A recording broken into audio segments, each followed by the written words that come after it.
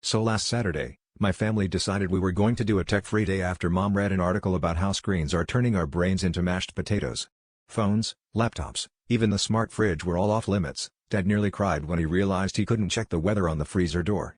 The plan went pretty smoothly at first, with everyone rediscovering the joys of reading and board games, and only minor withdrawal symptoms. Grandma kept poking the Sudoku book trying to zoom in. The only hiccup was Grandpa, who's never really trusted technology in the first place, but somehow knows just enough to misuse it. At breakfast, he stared at the toaster and said, "So, how do I get this thing to load the bread homepage?" We laughed, thinking he was being silly, until he started referring to the lever as the refresh button and asked if we could install a pop-up blocker to keep the neighbor's cat from jumping on the counter. By lunch, things escalated. Grandpa announced he'd uploaded a bagel and wanted to bookmark his favorite setting. Then, while we were out of the room, he taped a tiny hand-drawn-out symbol to the toaster and insisted it was now connected to the breadnet.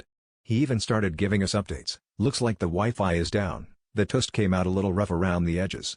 Might have to clear my cookies later." Mom tried to intervene, but Grandpa just grinned and said he was working on an upgrade to fiber toast.